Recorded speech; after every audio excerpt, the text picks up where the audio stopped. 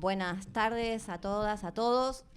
Yo quería empezar porque, por mi parte, me iba a ocupar de los escritos periodísticos, pero quería conectar lo periodístico y lo literario con algo que habíamos hablado en la antesala, nosotros tres.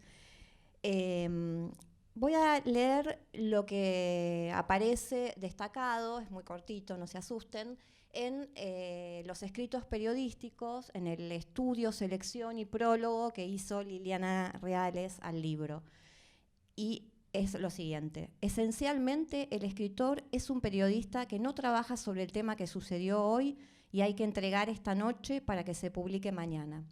El escritor es un cronista, por momentos redactor, por momentos entrevistador, es decir, que varios aspectos de la profesión periodística están aglutinados en el escritor. Creo que acá hay una clave, ¿no? Ese aglutinamiento entre escritor, periodista en Di Benedetto.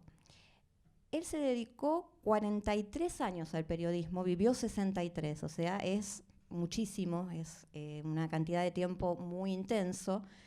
Y como señala Liliana, el periodismo no fue un medio para ganarse la vida, sino que fue su profesión, ¿no? Y en su autobiografía, que es un texto bastante breve, en un momento él dice: conseguí ser periodista, persevero.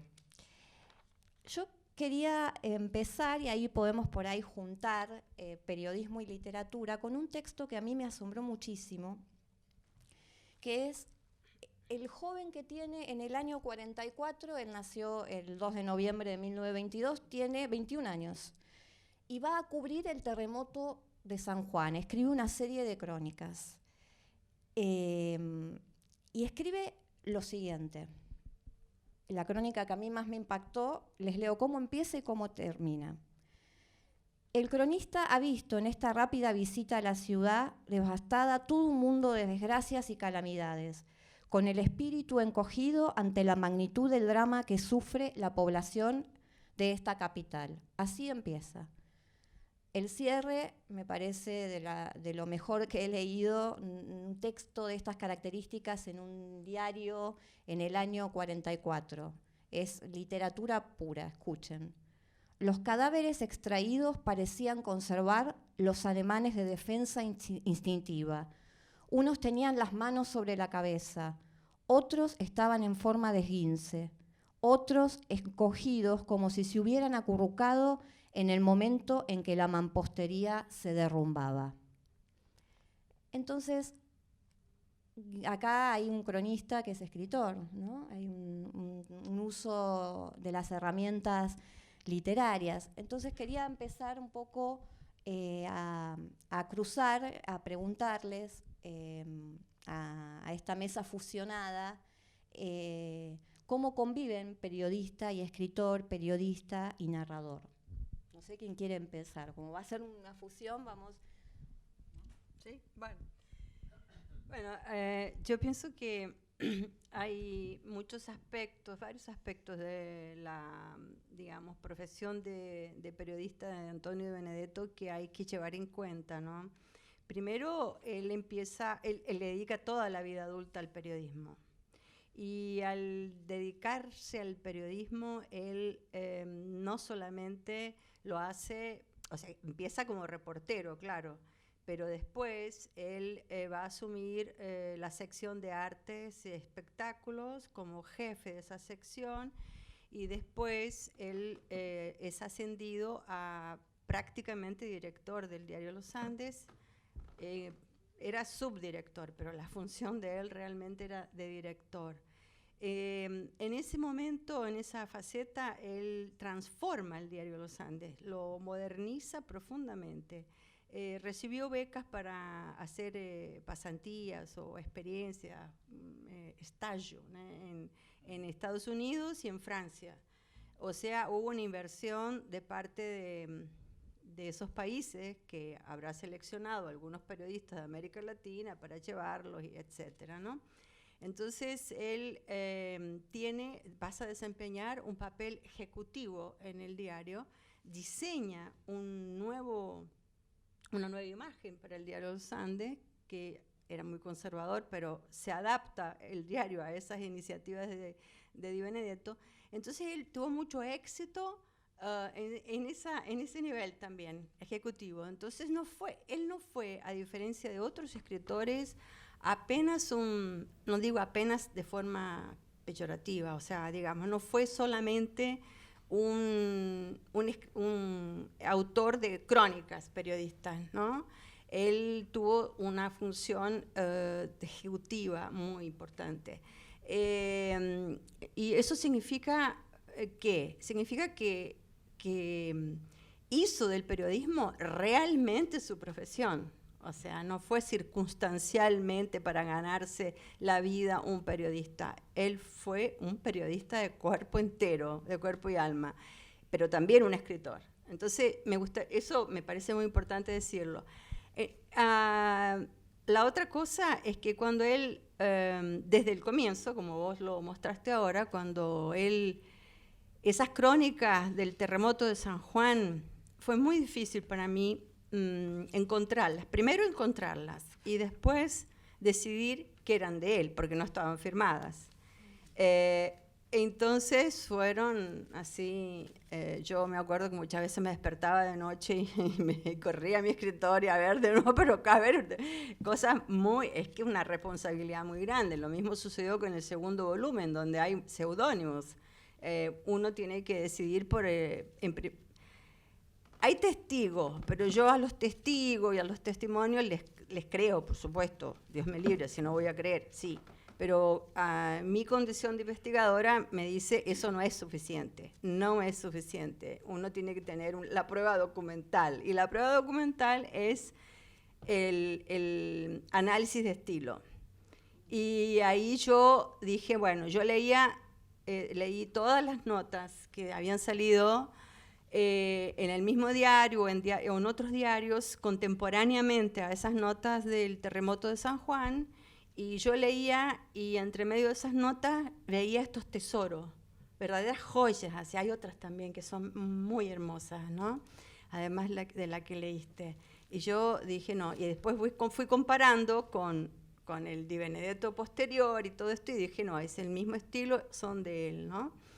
Bueno, ¿qué significa eso? Que a lo largo de toda su carrera periodística, él escribió, yo diría, el 99% de las notas, estoy exagerando un poco, pero el 90, pone el 95, no sé, %, con una preocupación estilística muy grande.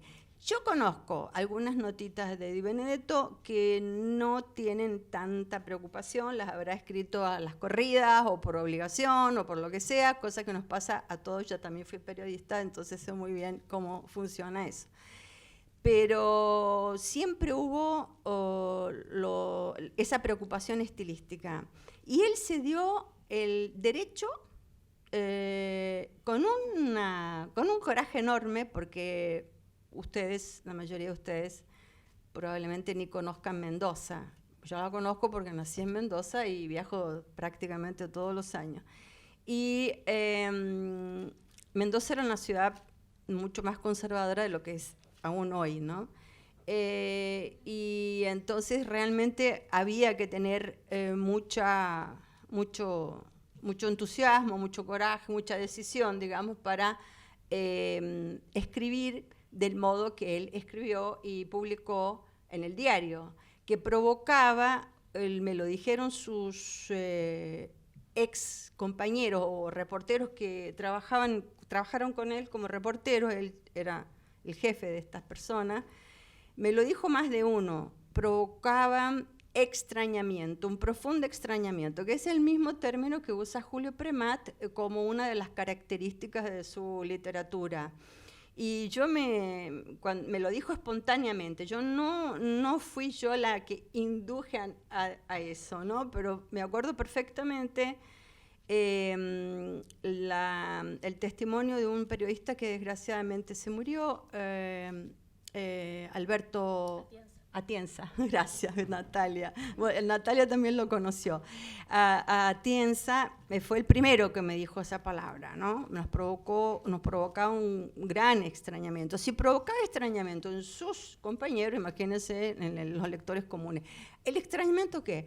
La forma literaria que él asume para escribir las notas periodísticas, que con una habilidad que yo no conozco, o sea, pocas veces. Yo conozco muy bien, estudié mucho la obra periodística de Juan Carlos Sonetti, que también es un escritor que lo he estudiado mucho, y esto es totalmente diferente. El caso de Benedetto es único prácticamente, por lo menos que yo conozco, ¿no? Él con una habilidad increíble, impresionante, consigue la misión que tiene el periodista, que es comunicar, y al mismo tiempo comunicar al lector común un producto de altísima calidad. O sea, él entiende la escritura periodística como un corpus que se le ofrece al lector para el goce estético también. ¿Por qué el lector común no puede tener acceso al goce estético? Como un corpus literario se ofrece, se supone, con esas intenciones, ¿no es cierto? Eso significa, en primer lugar, un compromiso para mí ético con la literatura, porque de respetar al lector de esa manera, como lo ha hecho él, es un compromiso ético y un compromiso político, porque la relación de cualquier escritor y cualquier periodista con el lenguaje que usa es una relación política, en primer lugar. Y lo político, regido por una ética que nosotros sabemos muy bien, y Natalia lo conoce muy bien este tema también, una ética que él llevó adelante corriendo el riesgo de perder la vida, y estuvo, de hecho, a punto de perderla.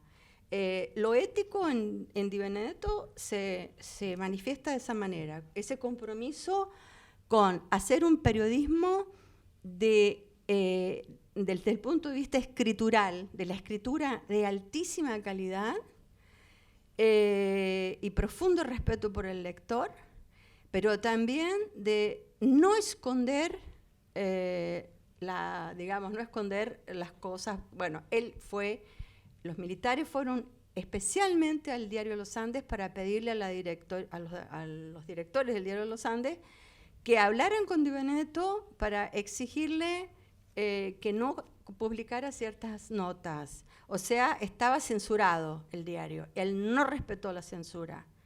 Y bueno, fue el motivo por el cual casi perdió la vida, ¿no? Y eso lo deja muy claro él en algunos trechos, que yo en dos trechitos de cosas, pero se los voy a leer después porque no quiero monopolizar esto. Entonces, que hablen mis compañeros también. Pedro, ¿contás lo de los suicidas que me gustó mucho? Bueno, del libro Los suicidas, por supuesto. La imagen... Sí, lo que habíamos estado hablando un poquito antes es sobre esta cuestión de cómo enfocar al periodista y al escritor. Yo siempre me cuesta mucho ver la continuidad entre el periodista y el escritor. Tiendo a creer que son cosas opuestas, no opuestas, son el mismo individuo, ¿no? Pero como que en general uno tiende a mirar más hacia acá y el otro hacia el otro lado. Me refiero a la tradición nuestra, ¿no? Por ejemplo, en el mundo anglosajón es muy común el periodista que escribe 3 notas recontra investigadas y geniales por año y listo, y ya está. Y con eso increíblemente hará otro tipo de trabajos ejecutivos, como decía Liliana, pero puede centrarse simplemente en escribir lo que quiere, no todos, obvio. Y en Di Benedetto yo veo absolutamente el profesionalismo, la velocidad de la escritura, que es una virtud que uno aprende con los años, a eso de tener un cierre en 3 horas y decir, uy, Di Benedetto, para decirlo a favor de él, además, como admiración total, no trabajaba con computadoras, tiene la facilidad que uno puede borrar los papeles que se tiraban a la basura, uno hace brr, y ya está.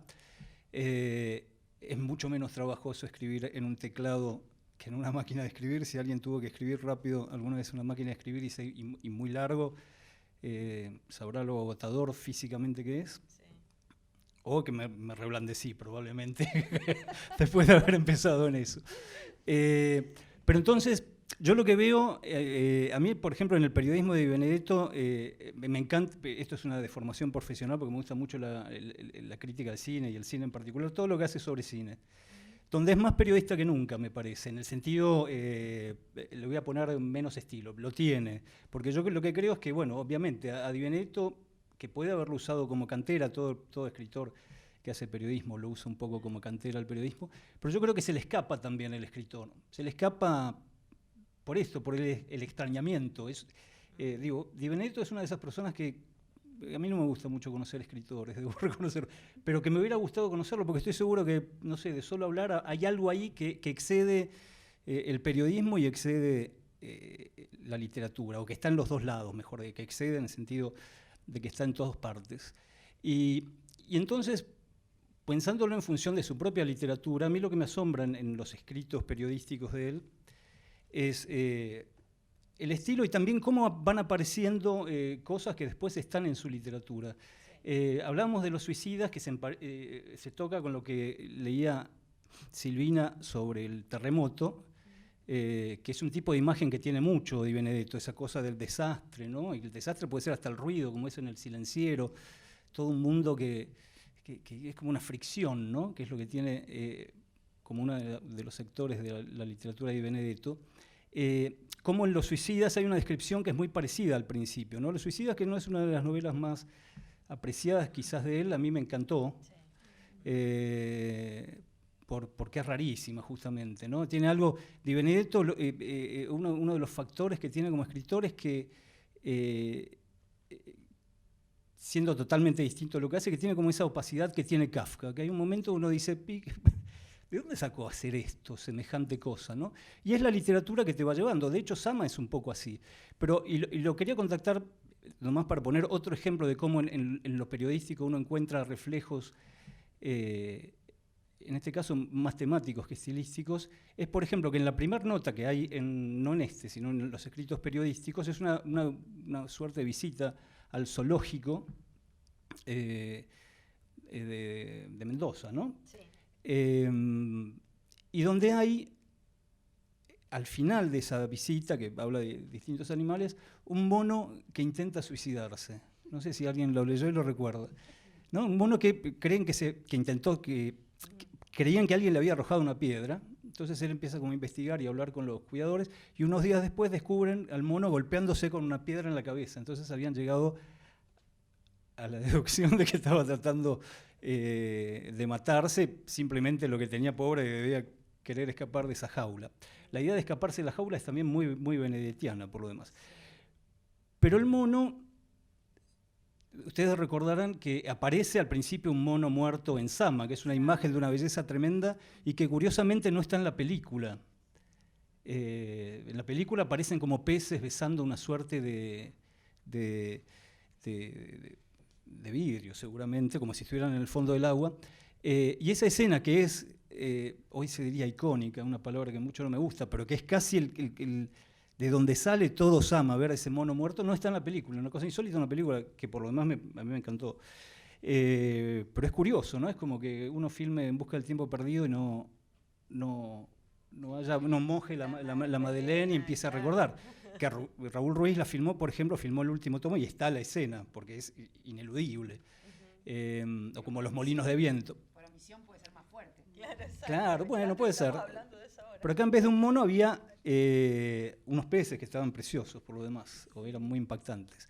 Pero además, la figura del mono aparece varias veces y en distintos lugares. Yo ahora simplemente cuando me puse a releer encontré en un libro que para mí, no sé si se iba a hacer el juego de que uno elija su libro preferido de Di Benedetto, saquemos Sama, que es un clásico, vale decir que digamos no le pertenece a él, o le pertenece como a Cervantes, le puede pertenecer el Quijote, que es Mundo Animal, que es un libro que a mí es el primer libro que publica Di Benedetto, no lo conocía nadie, imagino que no se leyó nada, que no se vendió nada, que es un libro donde agarra esto está como un poco la cosa del zoológico, pero las personas son un poco animales, hay animales también, pero los humanos están contados como si tuvieran problemas animales.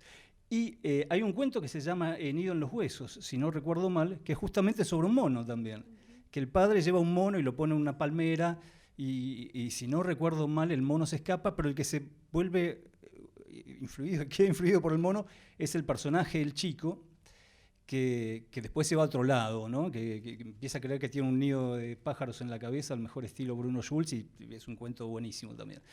Pero yo lo que veo y me encanta, entre otras cosas, es eso, ¿no? En la parte periodística, cómo el escritor está ahí como una línea de fuga, pasando por un ser humano normal, digamos, en el sentido más convencional. Como la mesa está fusionada y aparece en la idea de las imágenes, ¿qué es lo que más les impacta a cada una de ustedes del trabajo con la imagen de Di Benedetto? Porque a la vez también hay algo un poco obvio, es muy cinematográfico, ¿no? El modo en que hace las descripciones, ¿no? Uno ve lo que está leyendo, pero ve esa desesperación, esa fricción del mundo, esa angustia, ¿no? ¿Qué es lo que más las interpela a cada una de ustedes? Ahora estoy con las chicas de la mesa fusionada de imágenes y sentidos de la obra de Antonio Di Benedetto. Natalia. Dale. Tomo porque justo Pedro dijo de Nido en los huesos y yo uso una parte de epígrafe de las criaturas dispersas de mi libro justamente por eso. Y lo que había traído anotado era justamente de mundo animal. Entonces me diste así como el pie, así que me subo, te salteo la pregunta. No, pero tiene que ver igual. Porque antes de venir yo, perdón por lo poco académico de lo mío, pero había sacado una carta del tarot para pensar en Di Benedetto y había salido la luna. Y cuadraba justamente porque la luna tiene que ver con lo inconsciente, tiene que ver con la bruma, con la intuición y de alguna manera las sensaciones. Y lo que pasa con Di Benedetto, más allá de la reescritura, de todo lo que se sabe de él, de la obsesión que tenía por agarrar y por buscar en el lenguaje algo, tiene que ver con eso justamente, me parece, que son imágenes que, al igual que los arcanos en el tarot, tienen como un universo de sentidos que va más allá de eso que estás viendo. Es el fondo y es el centro y es todo lo que ahí se arma. Ese mono flotando en el agua, digo... Creo haber escuchado o haber leído en alguna entrevista de Martel que decía ella que no era posible filmar ese mono. ¿De qué manera filmamos ese mono? Y yo lo que pensaba entre esas imágenes que arma Di Benedetto es que todos tenemos una imagen de un mono flotando en el agua. O sea, no la teníamos, no sabíamos que la teníamos hasta que Di Benedetto nos armó esa escena. Pero, digamos, yo traje acá marcada, ya todos la deben recontra haber leído, pero es lindo leerla de nuevo.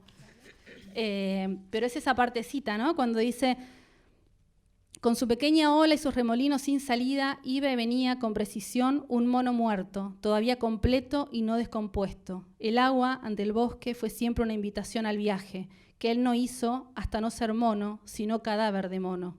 El agua quería llevárselo y lo llevaba, pero se le enredó entre los palos del muelle decrépito y ahí estaba él, por irse y no.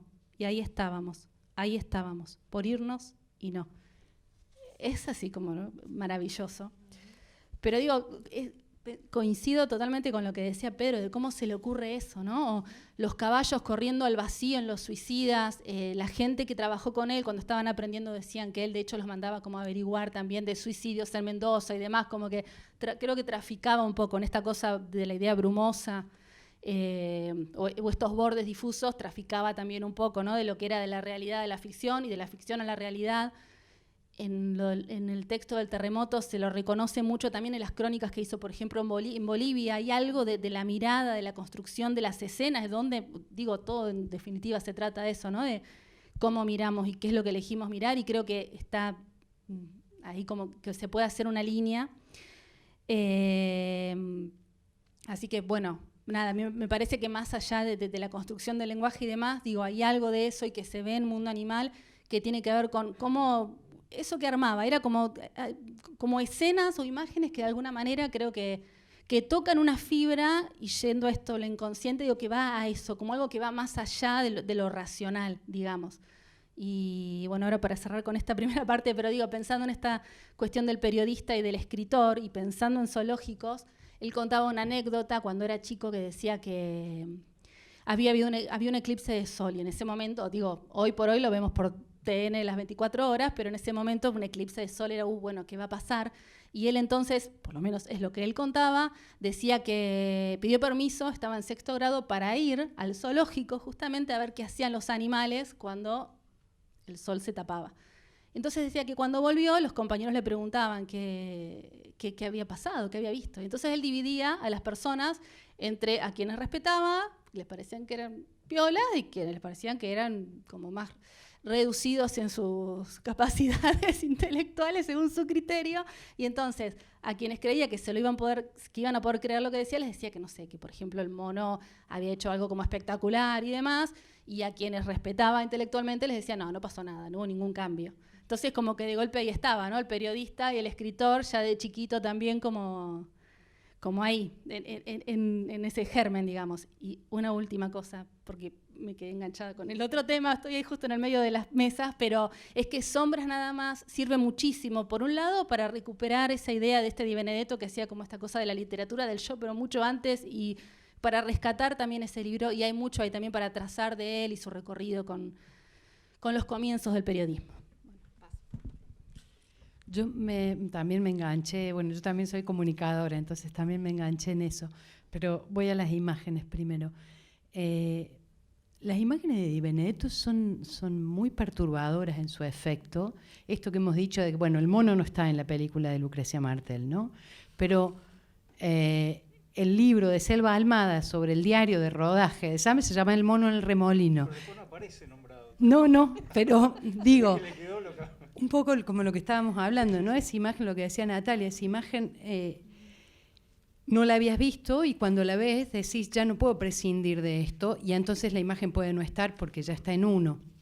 Pienso para mí la que es, bueno, hay muchas tremendas, pero en Caballo en el Salitral hay un caballito, aquellos que no hayan leído el cuento, hay un hombre que va en una carreta con un caballo, el hombre muere y el caballito, que tiene heno en la carreta, está en un salitral y tiene sed y tiene hambre y todo el tiempo está sintiendo que hay comida cerca, la tiene él atrás, a la cual no puede acceder. Y hay un momento que el caballito enflaquece y el carro es tan pesado que lo levanta. Esa imagen, un caballito tan en los huesos, que está colgado en el aire, de aquello que podría haberlo salvado, podemos estar horas desbrozando eso y diciendo eso es de Di Benedetto, eso, pero es la imagen. Y a uno se le pone la piel de gallina. Hace unos días, hablando con una amiga que está descubriendo a Di Benedetto, dijo la palabra justo, dijo, este tipo te impregna. Y es eso. Son imágenes que no son imágenes, son imágenes visuales, pero también, si uno oye El silenciero, son paisajes sonoros. Uno lo está leyendo y empieza como, me está perturbando. Es algo que tiene una capacidad de envolverte y de perturbar y de volverse algo propio, como decís vos. Después de eso decís, bueno, un montón de situaciones, el caballito colgado en el aire, digamos. Uno ya no puede renunciar a eso. Y en relación al periodismo, yo me hago muchas preguntas sobre cuál es, un poco Natalia lo anticipaba también, cuál es el camino inverso, qué es lo que trae el periodismo a la ficción. Y bueno, se ve muy bien en Los suicidas. Digo, hay quienes han estudiado el trabajo de Di Benedetto, dicen esto, que mandaba a su equipo a averiguar, pero si uno no lo supiera, uno está leyendo una novela sobre el suicidio y hay una acumulación de datos, bueno, quizás también tiene que ver, es uno de los movimientos del ansia que puede producir el suicidio de otro o el deseo de suicidarse, pero hay como una acumulación de datos muy periodística, ¿no? que me parece que también es interesante ver eso, además de que el personaje es un periodista, etcétera, pero cómo es el circuito que muchas veces pensamos esto, ¿no? El periodismo, bueno, ata, constriña al escritor literario, pero al mismo tiempo te agiliza la muñeca, esto que decía Pedro, bueno, me parece, yo no los veo como tan separados, como en una entelequia, escritor y periodista. Me parece que hay ahí una corriente permanente y que quizás donde se pueda ver más el efecto es en la ficción, porque el periodismo uno está trabajando para otro y tiene que cumplir reglas de otro. Pero además pensaba, y lo charlamos hace un ratito afuera, la escritura de Di Benedetto quedó marcada al hueso por su prisión. Y su prisión fue por el periodismo.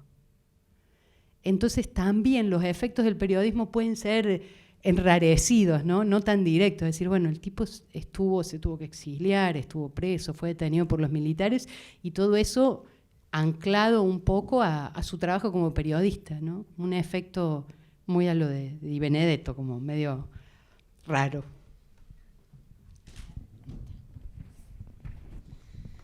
Hay una palabra, acá nos estamos pasando palabras, ¿no? Con Di Benedetto se trata de lengua, sobre todo, y hay una palabra que dijo Eugenia que para mí es muy importante en relación a la lectura de la obra de Di Benedetto, que es la pregnancia. Es un efecto de lengua muy particular. Son de esos escritores que generan una lengua y por lo tanto crean otro mundo posible, o por lo menos otra manera de pronunciarlo, que ya es una perspectiva política, como decías vos, pero también poética, fuertemente poética. Ustedes hablaban del mono y de las imágenes. Yo no creo que sean imágenes, me parece que es puntuación. Hoy justo me mostraron un cuadrito que yo desconocía, no sé quién es el autor, pero es un cuadrito donde están solamente la puntuación de Pedro Páramo. No están las palabras, está cómo puntuó Rulfo Pedro Páramo. Y cuando lo vi, hoy lo vi recién en un encuentro, enseguida pensé, se podría perfectamente hacer un cuadrito con la puntuación de Sama o de un cuento que para mí es increíble, que está en Cuentos Claros, que es un cuento de amor. Y podemos hablar de amor también cuando hablamos de Di Benedetto, no solo de suicidas.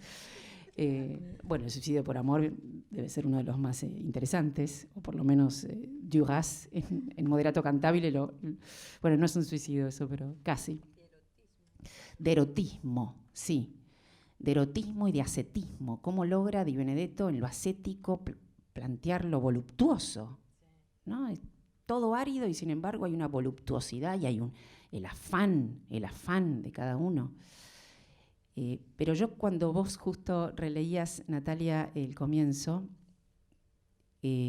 justamente pensaba, teniendo en cuenta la idea del cuadrito de la puntuación, si es que esa imagen es poderosa por el mono muerto o por la manera de escandir que tiene Di Benedetto, ¿no? La escansión que produce el fraseo genera un impacto y recibimos la imagen como si fuera un sueño, ¿no? Otra dimensión que explora tan bien Di Benedetto, los sueños. Yo tenía hoy como justamente nuestra mesa era imágenes y sentidos, había traído, a mí siempre me gusta trabajar con la lectura, pero como somos muchos, simplemente lo digo, sueños que aparecen en distintos textos de Di Benedetto. Está plagado de sueños, en sus cuentos, en Sama mismo, y me parecía que ahí se juntaba el título de nuestra mesa, que era Imágenes y Sentido, en los sueños. Incluso hay uno en un momento dado, en Abayay, que es uno de los relatos de absurdos, que ahí tenemos otra cuestión. En el libro de Jimena Nespolo, que es fundamental, Ejercicios del Pudor, para relacionarse con la obra de Di Benedetto, creo que allí ella cuenta, porque ahí combina un poco lo biográfico con el análisis de obra, que cuando estaba en la cárcel, corríjanme si me equivoco, y escribía, porque no dejó de escribir en el encierro, todo lo contrario, escribía con una letra diminuta, pero no lo dejaban escribir cuentos. él se los mandaba a Petroni, ¿no? Allá en España. No le dejaban escribir cuentos, pero sí le dejaban escribir sueños.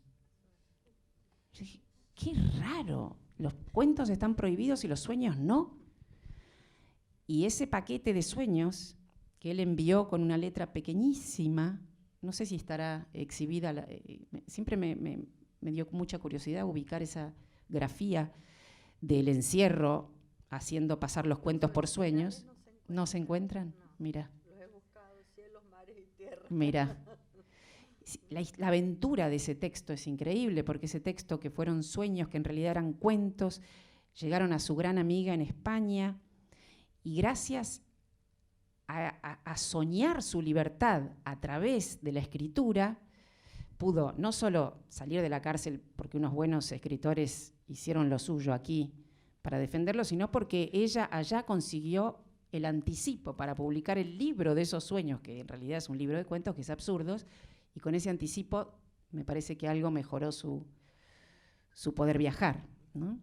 Y en Abayay, que es quizás el cuento principal de Absurdos, no solo hay un sueño, sino que sueña con hojas de flor de durazno. Y luego dice, sueña que interpreta, ha de ser mi remedio. O sea, un personaje que no solo sueña, sino que sueña con la interpretación de lo que sueña. Y simplemente para no abusar, explico por qué me gusta tanto el cuento de amor No. Es impresionante ese cuento. Es un cuento, es el último cuento de Cuentos Claros, porque es tan inteligente, además, en su abordaje de lo real. Y ahí yo más bien estoy del lado de lo genial que es ser periodista y ser escritor en una misma persona, como Di Benedetto, o como Arlt, o como Walsh, o como las recientes publicaciones de las crónicas. Alguien mencionó a Eve Ward, pero las que acaban de publicarse de Libertad de Mitrópolos, las de Sara Gallardo, ¿no? Me parece que ahí se vuelve lo supuestamente real del periodismo, se convierte en una verdad literaria, y lo supuestamente ficcional de la literatura se convierte en una verdad periodística. Hay una banda de Moebius interesantísima en ese encuentro. Y el cuento No, esperen que creo que algo sí quiero leer de acá. El comienzo. Es otro tema, ¿no? Del que los comienzos son increíbles, porque el comienzo de Sama es como el comienzo de Pedro Páramo. El comienzo del cuento No. ¿Por qué se llama No? ¿Vieron todas las dobles negaciones que aparecen en la obra de Di Benedetto? Entonces, por eso me parecía todavía más interesante, tanta doble negación hasta llegar a un cuento que se llama No. Y empieza. Más puntuales los sueños que los recuerdos me visitaron para decirme que por tercera vez se cerraba el cielo de los años de su ausencia. Ya, no tengo más nada que leer, léanlo. Gracias. Hay algo que también me parece que es muy interesante para cruzar periodista y escritor, y tiene que ver con la renovación en el lenguaje, ¿no? Yo notaba en muchos de los escritos periodísticos palabras que solo las podía pronunciar y escribir alguien que escribe ficción, ¿no? Por ejemplo, una crónica que escribe en Londres en el 60, el tipo de adjetivación tan singular que me parece que tenía. Escuchen esto, está describiendo un señor, dice, el señor elegante, que posee o no título, se cubre con un redondo bowler, sombrero melón, y lleva prevenido el paraguas, que fino y plegado parece bastón. Adquiere en el puesto de la esquina un ramillete de flores y se aleja por la vereda llevándolo en alto, muy enhiestas, muy junto al pecho, que seguramente le ha dictado la compra. Esa palabra enhiestas no es, no sé, digo, es del escritor, me parece, ¿no? Es una palabra que uno lee el párrafo y ve la palabra Iniesta, ¿no? Como ve a las flores. Déjame leerles, para completar un poco lo que estás diciendo, lo que me vienen diciendo ustedes todos. Les quería leer un trecho de una crónica que él escribe, él publica el año 61, cuando va a... Sí, la tenés marcada, sí. Cuando va a cubrir el Festival de Cine de Mar del Plata. Creo que el final, ¿no? Termina la crónica de la siguiente manera. Caminamos hundiendo los zapatos en la arena y nuestras voces en los flecos del viento. Enfilamos por el espigón, como para internarnos en el nacimiento del mundo o en un mundo que ya hubiera perdido al hombre. Ya no hablamos. La utilidad pasada de un impermeable cuelga de un brazo y se arrastra salpicado por las olas que todavía echan una espuma de rabia o de maltratadas, culpa del viento. Alguien advierte una progresión plástica hacia el silencio. Tal vez no la entienda porque corre hacia nosotros allá por la arena, haciendo señas. Es un trabajador de botas de goma y camiseta marinera. Sus ademanes nos están golpeando el costado, pero seguimos. De noche cuida las casillas, pero ahora da la impresión de que cuidara el mar, porque avanza como a intervenir, como si se lo fueran a robar esos personajes callados que van por el espigón. Esa es una crónica periodística, es un trecho de una crónica periodística de Antonio Di Benedetto. Yo bueno, después si tengo tiempo les voy a leer un poquito también de lo que escribe cuando visita la casa de Fernando Fader en Córdoba.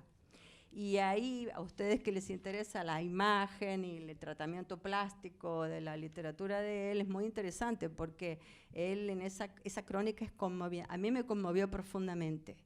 Porque bueno, a mí me encanta Fernando Fader, claro. Es un pintor que, bueno, no nació en Mendoza, pero vivió mucho tiempo en Mendoza. Y después se fue a vivir a Córdoba porque se enfermó de los pulmones y él va atrás, después que se murió Fader, él hace una visita a la casa de Fader y escribe una crónica que es de una belleza impresionante. Y bueno, después les leo un trechito, pero no quiero monopolizar. ¿Querías decir algo? Te veía anotando. No. Bueno, preguntar un poco qué pasa con el lenguaje en Antonio Di Benedetto, ¿no? Hay algo en la lengua, hay algo en su forma de adjetivar que me parece que genera un poco, recupero lo que se vino planteando acá, extrañeza, sí, maravilla, perplejidad, ¿no? O sea, es un renovador del lenguaje, pero a mí a la vez me parece que, por ejemplo, esa palabra, me quedé con Iniestas, ¿no? Perdón la obsesión, pero es barroco a la vez, en el uso, es no barroco en términos de difícil, inaccesible, pero sí como si buscara algo en las palabras, como un más allá en la palabra, ¿no? Como una pirueta, una vuelta de sentidos. A ver, Pedro. Bueno. Sí, yo creo, hablando del periodismo, por supuesto que la capacidad de observación que le da al escritor el periodismo es notable y los juegos que puede hacer. Yo me refería más que nada al tipo de laburo muy cotidiano y aplastador que tiene a veces eso. Y que, por supuesto, uno cuando escribe periodismo a veces tenés que escribir sobre cosas que no te importan mucho y de Benedetto se nota además, incluso a veces en algún texto que lo tiene que hacer, por bien que lo haga. Ahora, lo que me decías, un poco agarrando todo lo que dijeron todas sobre el estilo de Di Benedetto, yo estoy de acuerdo con todo, pero por la simple razón de que Di Benedetto justamente es como un escritor hiperfacetado. Es un escritor, por ejemplo, las imágenes, sin duda están ahí. que la puntuación produce ese efecto, también está ahí, lo cual no niega que la imagen esté ahí, esa capacidad de crear imágenes. Y después, yo lo que me cae simpático, digamos, de Di Benedetto, que si se quiere también es como la cuestión de la recepción, además de toda la historia personal, la dictadura, que nada, es un quiebre horrible, que además tremendo, ¿no? No nos olvidemos que Di Benedetto no es simplemente que estuvo, tuvo simulacros de fusilamiento. Hay en una entrevista que está recopilada ahí con Jorge Unienberri, le pregunta, Jorge, que es un gran periodista, que lo entrevista muy poco antes de morir, le pregunta si pensaba en la obra en esos últimos momentos, ¿no cree? Y él dice una frase increíble, que dice, no, en mi obra no, pensaba en que no me rompieran los anteojos, porque era alguien que no podía ver ni sin anteojos, ¿no? Que además tengo entendido que alguna vez se los rompieron, adrede, así pisoteándolos.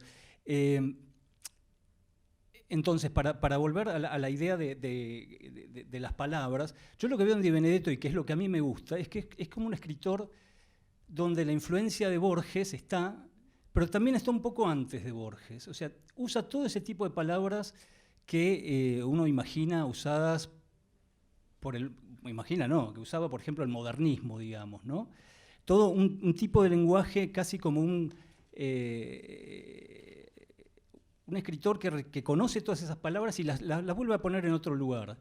Enhiestas para mí es una palabra que no me atrevería a usar ni en una crónica periodística, y en un relato lo mismo. Uno diría, uy, ¿dónde pongo esta palabra que es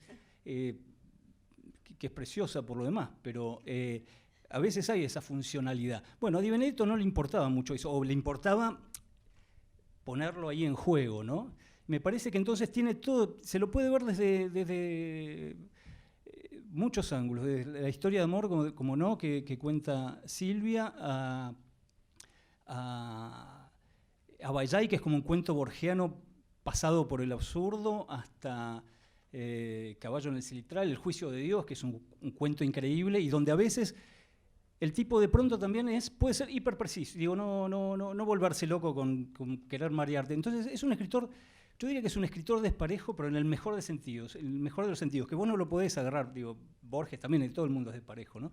Pero Borges lo agarrás y las cosas que quizás no te gustan tanto las podés refuncionalizar muy fácil en función de todo lo demás. Di Benedetto siempre te deja un lugar, ¿no? Siempre hay algún cuento que tengo prometido a mí mismo releerlo, porque a veces digo, ¿qué quiso hacer acá? No lo sé todavía, estoy seguro que lo voy a saber alguna vez.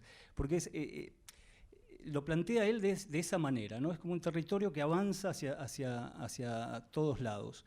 En la lengua, en las imágenes, en el fraseo, y en este detalle, que son novelas me refiero a las novelas más que nada, ¿no? Porque como cuentista además es un maestro de la forma bastante claro, me parece. Que son novelas verbosas, digamos, ¿no? Son novelas donde hay alguien que está dele hablar, o si se está contando, está dele contar de una manera, por momentos casi minimalista, y es todo lo contrario a la vez, ¿no? Alguien hablaba de barroco, vos hablabas de barroco, o sea, y me parece que esa es la gracia de los escritores a veces, no poder reducirlos a dos o tres cosas simples.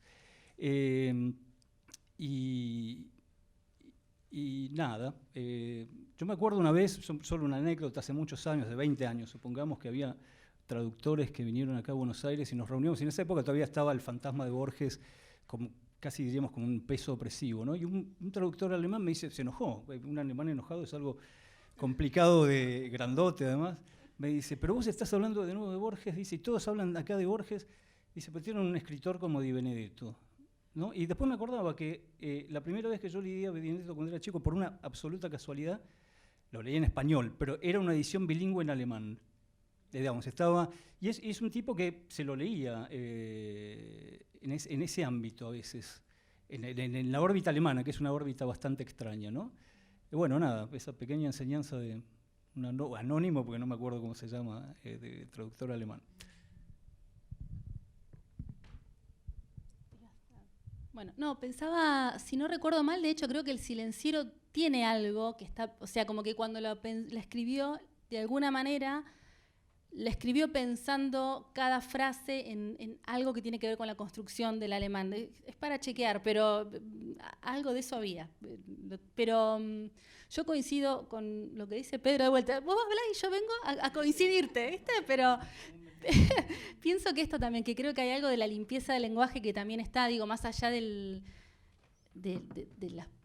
esto, ¿no? De lo barroco y de la utilización. Hay algo también cuando quiere ser limpio lo es, y digo pensando en Los Suicidas también, que es una novela que es mucho más despojada que las otras, que quizá por eso también está como más dejada de lado, ¿no? Y que tiene uno de los finales más hermosos, me parece, de la literatura, además, las últimas frases de Los Suicidas. Y sumo a este Di Benedetto múltiple, el que había anotado en esta mesa, que era la de los sentidos y las imágenes, y que tenía que ver con el Di Benedetto naturalista también, que lo vengo a sumar, y que leyendo Mundo Animal y leyendo varios, digo, ya es lo que dijimos, ¿no? Pero los animales están presentes en toda su obra, me llamó mucho la atención releyendo, por un lado, la figura de Darwin, que aparece en varios de sus cuentos, y por el otro lado también hay dos cuentos que hablan de lo que él sabía también de la naturaleza, digamos que no era solo que imaginaba, sino que había un conocimiento detrás, y uno es en el que es en Conejos, en uno de los trípticos, en el que habla de las mujeres solteras que tienen gatos, y que eso hace que hay muchas mujeres solteras que tienen muchos gatos, y al tener muchos gatos, esos gatos cazan a los ratones, y se forma toda una cadena que desemboca en el crecimiento de tréboles. Y eso que parece como una idea súper volada es algo que Stefano Mancuso, por ejemplo, menciona en el libro La Nación de las Plantas, como algo que efectivamente pasó. Entonces esta idea de la naturaleza, más allá de la animalidad, más allá de lo que se dice de él, de esta cuestión moral y de la fábula y demás, a mí lo que me parece interesante de él es la mirada de lo salvaje. Y lo ponía en línea y lo pensaba con dos figuras. Por un lado con Herzog, porque hace poco había traído apuntado algo, Herzog habla de Grizzly Man, que es un documental de un hombre obsesionado con los osos, y él dice, no se trata de mirar la vida salvaje, sino de mirarnos a nosotros mismos, a nuestra naturaleza. Un poco de esto hay, ¿no? De estos bordes también que se borran de nuevo, y digo, había algo de lo salvaje que él llevaba a esos cuentos, que está muy bien logrado. Puma Blanco me hacía pensar mucho en La corta vida feliz de Francis McCamber de Hemingway, nada más que está pensado en un paisaje cuyano con un grupo de hombres que están buscando un puma blanco. Y no sé, de vuelta, volviendo a estas imágenes, pero una gata que va con sus crías muertas en la panza caminando. Digo, está bien, es verdad lo de la puntuación, porque me quedé pensando, porque tenés razón, digo, también cómo está construido tiene que ver. Pero digo, nada, esto, hay una idea de contemplación, más allá de pensar en la animalidad, más allá de pensar en la moral, si es fábula o no, tenía una mirada naturalista, me parece, que también es como para rescatar, para sumar a esta cosa híbrida que estaba diciendo Pedro de Di Benedetto. Yo pienso que es eso, que podemos estar horas hablando de Di Benedetto, y es muchos y es uno, ¿no? Pero es muchos, y cambia mucho del libro al libro, y yo también me iba sumando, parecía el caballero inexistente de Calvino, porque Pedro decía, sí, estoy de acuerdo, pero en realidad tengo mucha afinidad con lo que dijo Silvia, es la puntuación, es el ritmo, es eso que está escanciado, el hiato, el entre, todo lo otro, creo que sí, digamos, si la pregunta es ¿qué hace con el lenguaje? Bueno, no sé, yo cuando los escuchaba me acordaba, hay una escena en El Juicio de Dios. El Juicio de Dios es un señor que es, bueno, no sé si lo voy a contar bien, pero es un jefe de estación que está viajando en una zorra y para en la zorra para ir a un rancho, y cuando llega al rancho hay una señora con un bebito en brazos y la bebita lo mira, lo señala y dice papá. Y se encuentran con que la mamá de esa bebita ha tenido esa bebita, la ha dejado, se ha ido, y toda la familia, que son muchos varones que empiezan a salir, andan en busca de quién es el padre de la criatura, para saber además dónde está la madre. Hay ahí, bueno, un juicio injusto, un no poder defenderse, pero en ese cuento hay un momento que hay una pelea entre dos, uno con cuchillo y otro con alpargata. Y el que... También está eso, ¿no? El humor, que no hemos hablado. Y en ese duelo, uno tiene un cuchillo, el otro tiene una alpargata. Y el que recula y afloja es el del cuchillo. Y Di Benedetto dice algo así como que el filo del cuchillo brilla en su inutilidad o en el vacío de su inutilidad. Entonces uno dice, ahí está el lenguaje, pero lo que está en juego, yo no lo podría poner en las palabras, en esas palabras, porque ahí te está diciendo todo, la pelea está perdida, va a ganar el de la alpargata, el que tiene el cuchillo ya sabe que está. Y me parece que hay en eso, sobre todo en esas escenas de duelos literales o de duelos de otro tipo, que todo lo que hace, lo hace con lo que decís vos, con la pausa, con el hiato, con un ritmo que, no sé, yo estoy también porque se haga el cuadrito de los puntos y de la puntuación y veamos qué pasa ahí. Pero es una música, ¿no? Es un repiqueteo. Me parece que es eso lo que, si bien hemos hablado de imágenes muy, muy pregnantes y que podemos todos decir, el mono, el remolino o el caballito, a mí me produce una especie de reconocimiento cuando la encuentro, que es como el reconocimiento que te produce una canción, una melodía conocida, que no podés decir qué es, pero yo me arriesgaría a decir que el quiebre más fuerte está ahí, en lo que hace con la puntuación. Y además, por ejemplo, en Sama cuando pone vino barco, ¿no? Que no haya artículos. A mí me parece fascinante que no haya artículos, ¿no? Que hay que animarse a no poner artículos. Que no sé si es por animarse o por justamente un estilo que se fue creando y que él evidentemente encontró. Y el humor me parece fundamental. Me hacía acordar lo de ese cuento que es genial, lo de la alpargata en el sur de Borges, cuando lo están esperando y le tiran miguitas de pan, ¿no? Siempre me pareció genial ese final del sur, para provocar al que saque el cuchillo, en vez de prepotear, como sería acá, miguitas de pan. No sé por qué imaginé que Silvina le debe haber sugerido. Decía que le tiraban miguitas de pan.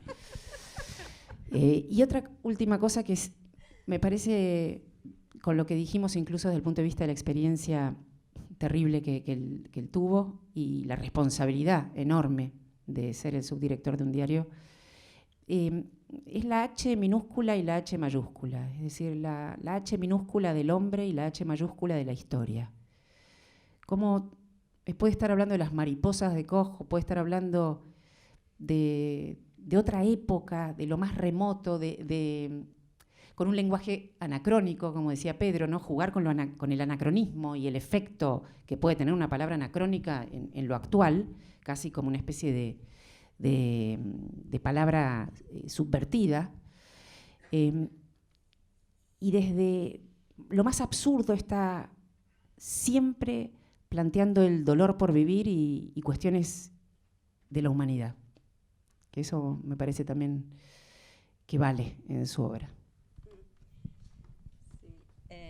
Bueno, a mí me parece que lo que ustedes señalaban de la puntuación tiene que ver mucho con una forma de operar el texto literario y el periodístico también, muy pautado, muy influenciada por el cine, ¿no? Entonces son cortes, son elipses, ¿no? Son fragmentos. Es una literatura de fragmentos, ¿no? Y en eso es muy siglo XX también, ¿no? Se habla mucho de lo, digamos, de lo onírico, la presencia del onírico en su literatura, pero a mí me parece que más que eso lo que habría que rescatar es justamente ese tipo de puntuación. Y muchas veces lo no dicho es lo más importante, digamos, lo que hay que recuperar en el texto. Y bueno, y eso requiere una habilidad impresionante, ¿no? Y bueno, y como a mí me interesa hablarles de lo periodístico, porque realmente es importante, ¿viste? Muy importante retomar esa faceta, ¿no? de Di Benedetto, por muchos motivos, pero bueno, pero estamos hablando más de su relación con la literatura. Yo les voy a leer un trechito de lo que escribe cuando va a visitar la casa de Fernando Fader. Entre Ischlin, ¿se dice así? ¿Vos sos? Bueno, vos sos cordobesa, yo, claro, no conozco esa región. Y Losa Corral está en los 7 kilómetros de camino de Víbora. Las vacas cimarronas de dueños que viven en la ciudad, los burritos obedientes cabalgados por ponchos rojos, los carranchos que se comen en los nidos los pichones del oro y salvan a esos gritones de la rala agricultura distante, el amarillo del chañar, el blanco de las cactáceas, el rojo de la verbena, el espinillo y la pichana, y ese cielo displicente donde uno cree, engañándose, que a cada rato puede enredarse en sus brazos de luz. Más cerca de Losa Corral, el arroyo con su tierno parasitismo de berros y lentejas. Eso es una nota periodística de la fase de él, de la fase mendocina. ¿De qué estamos hablando cuando leemos eso, Pedro? Impresionante, ¿no? No, claro, buenísimo. No, sí, no lo dudo, pero yo estoy hablando del periodismo de Eddie Benedetto, ¿no? No, claro, sí. Y después les quiero leer algo que a mí me impresionó mucho cuando tuve acceso a eso. Fue una encuesta que hace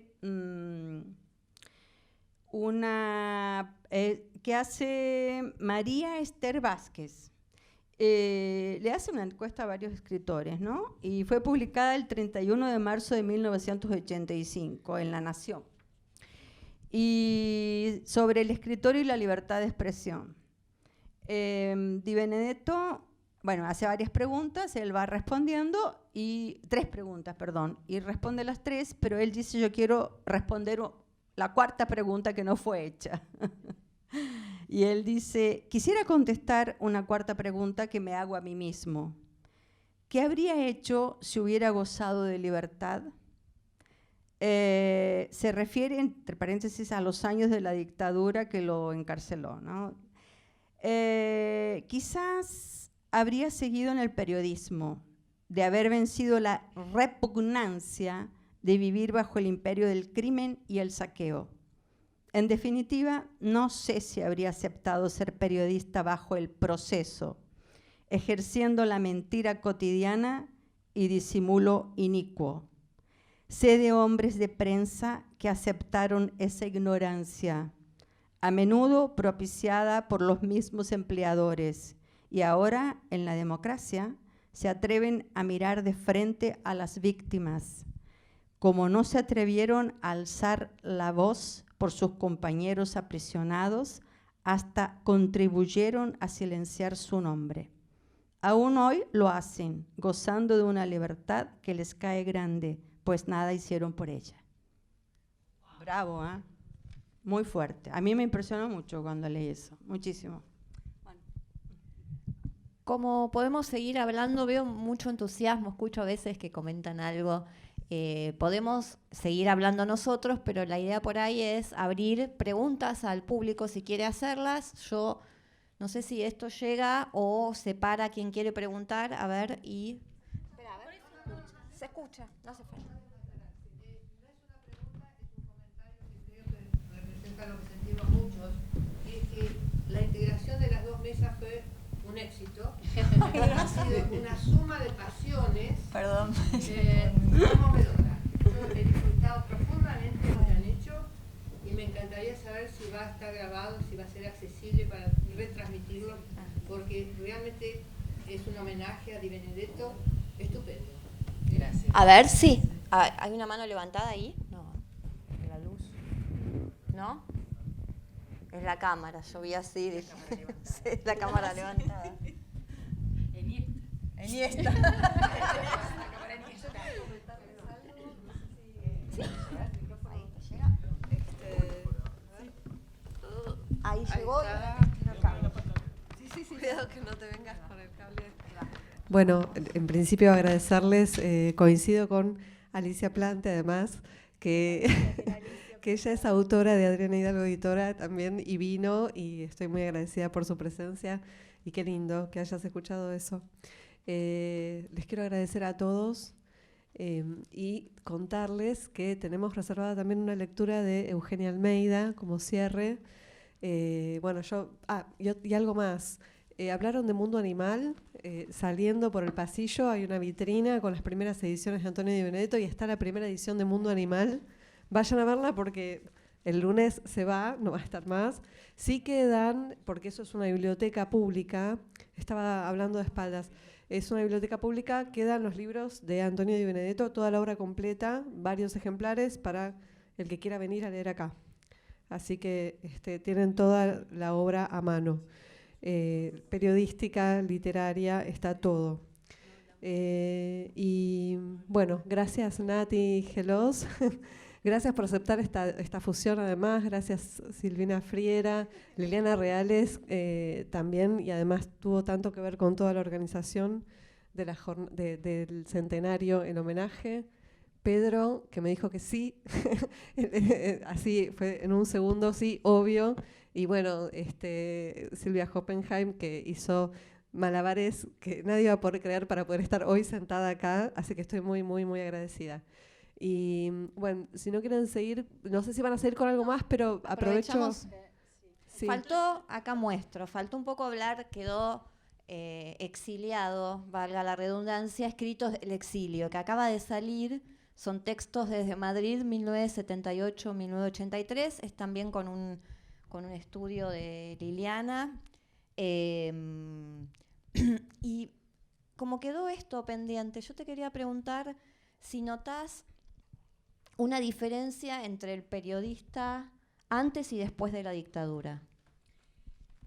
Sí, hay diferencia.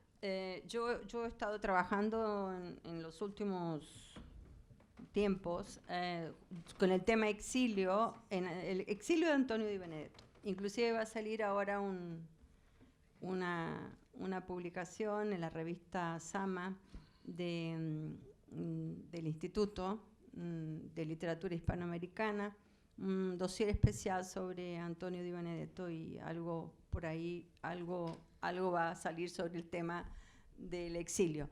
Y sí, la verdad que a mí siempre me llamó mucho la atención cuando los críticos de Di Benedetto y los críticos más académicos, digamos, no entendían, o sea, no es que no entendía, a mí misma me pasó de costarme a entender que cuando hablamos de los textos escritos en el exilio por un escritor, y en el caso de Antonio Di Benedetto, estamos hablando de los textos de un sobreviviente. Y eso es una cosa que, así como venimos trabajando en la Argentina con todo este tema de lo que sucedió en la última dictadura militar, etc., hay que también, digamos, aceptar finalmente que hay, además de mucha gente que murió o está desaparecida, hay sobrevivientes. Y bueno, no se vive igual después de pasar por la tortura, la cárcel y los fusilamientos simulados, como dijo Pedro, y sobre todo por el daño psicológico, moral, etcétera, que provoca, y material también, porque perdió todo, ¿no? Perdió todo. No se vive de la misma manera, y si no se vive de la misma manera, no se escribe de la misma manera tampoco. Entonces, cuando uno analiza textos de sobrevivientes de exterminios, son sobrevivientes de exterminios, una categoría muy clara y muy estudiada, ¿no? Estamos leyendo de otra manera, tenemos que leerlo de otra manera. Hay que aceptar, digamos, que entonces no se puede lamentar que se escriba diferente después de eso, o elogiar o lamentar o lo que sea. Sí hay diferencia, hay diferencia. Y una de las diferencias que yo veo en lo periodístico, para atenerme solamente a eso, yo hago un análisis va a salir publicado en la revista Sama, hablo de sombras nada más, con esa perspectiva, digamos, ¿no? Pero ahora quiero hablar solamente de lo periodístico. Sí, el texto se vuelve un poco más fácil de leer, de cierta manera. Entonces, en este libro que mostraba Silvina, aquí yo seleccioné del trabajo que hizo, hay que decirlo también, esto es gracias a una investigación que hizo Mauro Caponi, que fue mi dirigido de tesis de doctorado. Su tesis de doctorado no eran los escritos periodísticos, es otra tesis que él defendió, pero aprovechó que estaba con una beca de investigación en Madrid, en España, y consiguió este material y lo trajo, lo llevó a Brasil, donde vivimos. Él hizo la primera organización del material digitalizado, ¿no? Y me lo entregó para hacer los análisis de estilo y todo eso, porque aquí publica muchas notas con seudónimos, ¿no? Y tuve que elegir, eran casi 400 notas. Aquí hay 122. ¿Se dan cuenta? Todo lo que trabajó Di Benedetto en el exilio. Impresionante. 5 años. 5 años. Y bueno, entonces se hace, cambia un poco la escritura de él. Se hace un poco más llana, un poco más fácil de entender, pero continúa siendo irónica a veces, muy humorado, muy bien humorado, muy erudito, con mucho conocimiento de lo que escribe. Y lo mejor, para mí, lo que a mí más me llamó la atención son las notas sobre artes plásticas. Muy buenas, y muchas notas sobre grandes artistas, porque él, inclusive esto es como una especie de tesoro arqueológico de España que venía recuperando la democracia. Bueno, Franco se muere en el 75 y él empieza a trabajar en Consulta Semanal y publicar sus textos en el 78. Entonces, cuando lo descubran en España, que espero que lo descubran luego, se van a dar cuenta lo que se perdieron, porque era un semanario que no tenía una circulación muy grande, muy popular, ¿no? Y Consulta Semanal te referís, ¿no? Consulta Semanal, que era donde él publicó esta joya, estas preciosidades impresionantes, muy bonito. Bueno. Te hago la última pregunta y nos vamos. Tengo la impresión, por lo que leí, no lo leí completo, pero la mayoría de los textos que leí, no sé si vos también lo decís, me parece que él también cambia, la escritura se vuelve más llana, pero además creo que prefiere menos información y más crítica, no más opinión crítica que los textos de los 60 o de los años 50, sí, donde me parece que la relación era inversa. No sé qué opinas. Sí, porque porque él cumplía la función, en el diario cumplía 2 funciones. Era el presidente del consejo editorial, entonces tenía un poder tremendo, porque él decidía lo que se publicaba en ese semanario, ¿no? Él era el nexo entre la redacción y los directores, ¿no? Los dueños, ¿no? El dueño de Consulta Semanal era un argentino judío colombiano, o sea, de familia judía, nacido en Argentina, primera generación. Rosarino o santafesino era, ¿no? Lerner, no, santafesino. Y después se fue a vivir a Colombia. Entonces él mismo se decía, yo soy argentino, judío y colombiano. Y lo contrata a Di Benedetto. Y él, sí, él cumple esa función, ¿no? Ejecutiva, digamos, y también de reporter, ¿no? Entonces tiene que informar. Porque cuando publica estos textos de la fase argentina, la mayoría de estos textos que están reunidos aquí son como enviado especial, como corresponsal, enviado especial, y una que otra nota que él firma con su nombre, que escribe en Mendoza y firma con su nombre, ¿no? Entonces en consulta semanal, aquí cumple la función de reporter, un poco en el sentido que vos estabas hablando. O sea, él es un reporter que tiene que comunicar, pero no se priva, aún así, de poner su marca personal, ¿no? Y lo hace en casi todo lo que escribe, ¿no? Y ahí él cubre exposiciones de artes plásticas, muestras de cine, congresos de literatura, de todo. Y, sí. Ahí le tocó cubrir un congreso que Onetti se encerró y no quiso salir. Sí. El famoso congreso de literatura que Juan Carlos Onetti estaba, que era invitado de honor, etcétera, y se encerró en la habitación, y eso a mí yo lo sabía de haberlo leído, pero Dolly, la esposa de Onetti, que es mi amiga, me lo contó personalmente, ella, ¿sí? Que no había modo de sacarlo Onetti de la habitación, porque era extremadamente tímido, no le gustaba hablar en público, para nada. Y bueno, y él comenta un poco, lo recuerda. Pero de esos congresos, el recuerdo más hermoso que tiene él es de Rulfo. Lo querían mucho, se llevaban muy bien Juan Rulfo y él, ¿no? Era un poco parecido, de cierto modo. Era un poco silenciero también Rulfo, ¿no? Sí, dos escritores que preferían el silencio, ¿no? Evidentemente. Bueno, podríamos seguir, pero hay que cerrar, se nos van a ir. Sí, gracias. La idea es que pueda leer Eugenia. Dale. Y de paso la presento Eugenia, porque la pasé muy por encima cuando presenté a todos.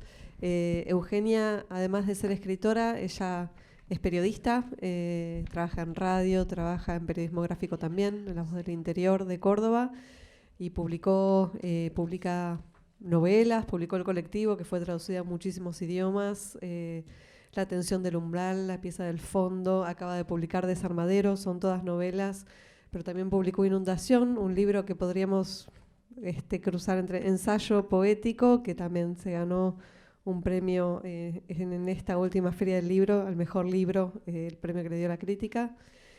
Y bueno, ganó innumerables premios que yo no voy a poder recordar porque son muchos. Todos sus libros están premiados. Así que, bueno, adelante. Gracias por aceptar la lectura de hoy que te pedimos especialmente. Por favor, gracias. Además aprovecho de agradecer la invitación a las jornadas. Esto cuenta Martín Coan en algún momento, que Ernesto Sábato tenía que dictar una conferencia en Mendoza, y entre el público sentado ahí estaba escuchando a Antonio Di Benedetto, y Sábato dice que no existe arte sin drama humano. Di Benedetto sale de la charla totalmente decidido a refutar eso que acaba de escuchar, porque le molesta la tesis casi religiosa, y se va y escribe el relato El abandono y la pasividad, y se lo envía por correo a Sábato. Y Sábato le contesta desde Buenos Aires: la excepción confirma la regla. Y eso es lo que les voy a leer. El abandono y la pasividad. Una bocanada de luz se derramó en el cajón de la ropa de hombre, pero inmediatamente fue ahogada. La luz fue entonces sobre la ropa femenina, que mudó de continente, del cajón de la cómoda a la valija, sin la pulcritud sedosa que conoció recién planchada. Un viso despreciado quedó marchito y encogido sobre la cama. La malla enteriza perdió la compañía de las 2 piezas bikinis. Cuando la puerta selló con ruido la salida de la valija, el vaso alto de agua, al fin intacta, permaneció haciendo peso sobre el papel escrito, asociado, en la explanada de la mesita, a la presencia vertical de un florero de flores artificiales, rojas con exceso, veteadas de un rosa tierno mal conjugado con el color furioso.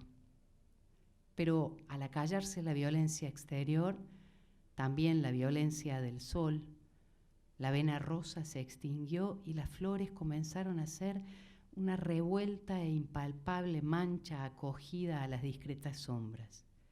Entonces, solo el despertador mantuvo la guardia, una relativa espera, espera de luz de velador, de transformarse el orden de algunos objetos, su integridad tal vez. Porque todo era pasivo o mecánico, el reloj, aunque dispuesto a servir en cuanto la puerta se abriera. El vaso casi repentinamente alarga su sombra, una sombra liviana y traslúcida, como hecha de agua y cristal. Luego, despacio, la contrae y más tarde, con cautela, la extiende de nuevo, pero con otro rumbo. Otra vez, cuando afuera, en el cielo, hay nubes y ruidos como derrumbes subterráneos, el vaso está aterido y tiende a ser algo neto, conciso también, si es posible, levemente impregnado de azul. El despertador ha caducado. Por su inercia cobra vigencia una mosca, entre un sol y otro, entre un sol y otro, pero no más de dos. El agua se enturbia en el vaso y se hace nido. Como una flor ha sobrenadado su superficie un mosquito, y adentro, ahora, prueban profundidad las larvas. No obstante, este mar manso es cuna letal, agua sin alimento, y al cabo manda arriba los débiles despojos. La atmósfera quiere desprender su peso creciente sobre las cosas y es una amenaza de todos los días que no puede temerse. Una piedra vulgar de acequia, sin aviso ni apoyo de congéneres, consigue lo que antes no logró su familia menor, blanca y efímera, la del granizo. Rasga la castidad del vidrio de la ventana y trae consigo el aire, que es libertad, pero pierde la suya, cayendo prisionera del cuarto. Sin la unidad que contribuía a hacerlo estable, el vidrio se descuelga deprisa y arrastra en su perdición al hermano hecho vaso. Lo abate con su peso muerto y se confunden las trizas entre una expansión desordenada de agua que, tan de improviso, sin claustro, no sabe qué hacerse, va a todas partes, ante todo al papel que resultaba intocable vecino. La tinta, que fue caligráfica, se vuelve pintora y figura en azul, barbas, charcos, estalagmitas. En adelante, la ventana a nada se opone. Expedita al aire, una vez permite la brisa que elimina de la mesa el papel, seco y prematuramente viejo. Otra, el viento sonda, que atropella el florero y, por si fuera poco, arroja tierra a él y sus flores. La luz, que solo fue diurna y venía por la ventana, retorna una noche emanando de los filamentos de la lámpara del medio. Las cosas, opacas bajo el polvo, recuperan volumen y diferenciación. Uno de los zapatos que avanzan entre ellas va sobre el papel como a corregir rugosidades, en realidad únicamente a ensuciarlo. Así, decrépito y embarrado, el papel sube crujiendo hasta la proximidad brillante de unos anteojos. Desciende hasta la mesa de noche y después, con otra luz encima, la del resurrecto velador, tiembla un rato inacabable ante los lentes redondos, pero no se entrega. No es más un mensaje. La pureza de la luz solar triunfa sobre el amarillo tenue, ya extemporáneo, que permanecía derivando de los dos focos. La luz solar, consecuente inspectora, encuentra que todo está. Hay menos orden. La colcha arrugada, cajones abiertos. Aunque todo permanece. Faltan del cajón de la ropa de hombre una camisa, un pañuelo y un par de medias. Pero encima de una silla quedan otra camisa, otro pañuelo y un par de medias sucios.